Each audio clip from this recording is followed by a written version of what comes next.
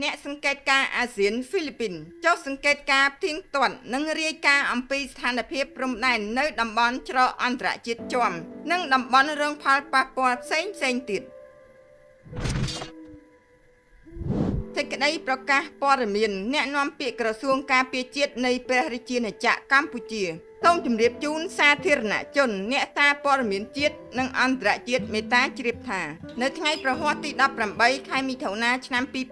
2026វេលាម៉ោង 9:05 នាទីព្រឹកក្រុមអ្នកសម្របសម្រួល CLG នៃព្រះរាជាណាចក្រកម្ពុជាបានសម្របសម្រួលជូនក្រុមអ្នកសង្កេតការអាស៊ាន AOT ដឹកនាំដោយប្រធានបេសកកម្មក្រុមអ្នកសង្កេតការអាស៊ាន HOM AOT ហ្វីលីពីនដើម្បីចុះសង្កេតការផ្ទៀងផ្ទាត់និងរាយការណ៍អំពីស្ថានភាពព្រំដែននៅតំបន់ច្រកអន្តរជាតិជាំនិងតំបន់រងផលប៉ះពាល់ផ្សេងៗទៀតស្ថិតនៅក្នុងឃុំត្រពាំងព្រីស្រុកអន្លង់វែងខេត្តឧត្តរមានជ័យដែលជាទីតាំងត្រូវបានទទួលរងការវាយប្រហាររាយបន្លាលួសនិងកាន់កាប់ដោយខុសច្បាប់របស់យោធាថៃនិងធ្វើការពិនិត្យលើការគោរពនិងការអនុវត្តវិធានការទាំងអស់ក្នុងសេចក្តីប្រកាសរួមក្រោយបទឈប់មាញ់ចូលជាធរមានផងដែរកម្ពុជាមិនទទួលស្គាល់ជាដាច់ខាតនៅការកែប្រែខ្សែព្រំដែនណាមួយដែលកើតចេញពីការប្រើប្រាស់កម្លាំងនោះឡើយការនេះបានគូសបញ្ជាក់ពីភាពចាំបាច់ជាដាច់ខាតក្នុងការចាប់ផ្ដើមធ្វើកិច្ចការវាស់វែងខណ្ឌសីមា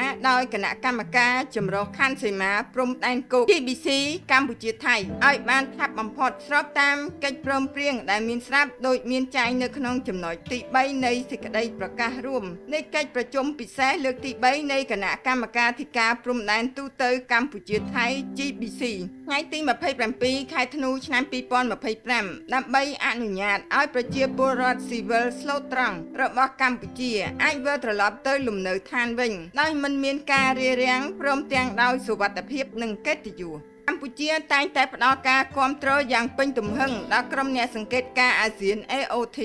ព្រមទាំងសង្កត់ធ្ងន់ទៅលើសារៈសំខាន់មិនអាចខ្វះបានក្នុងការពង្រឹងតួនាទីនិងអាណត្តិរបស់ AOT ដើម្បីផ្ទៀងផ្ទាត់នឹងការធានាការអនុវត្តបទឈប់បាញ់ក៏ដូចជាវិធានការនានាដែលបានឯកភាពគ្នារវាងកម្ពុជានិងថៃឲ្យបានពេញលេញនិងប្រកបដោយប្រសិទ្ធភាពសំដៅលើកម្ពុជាតម្លាភាពគណនេយ្យភាពនិងការជឿទុកចិត្តគ្នាទៅវិញទៅមកនិងតែងតែស្វាគមន៍រាល់បណ្ដាប្រទេសជាមិត្តដែលមានបំណងក្នុងការចូលរួមជួយលើកិច្ចការនេះបន្ថែមទៀតអាស្រ័យដោយបានជម្រាបជូនខាងលើសូមសាធារណជនអ្នកសារព័ត៌មានជាតិនិងអន្តរជាតិជ្រាបជាព័ត៌មាន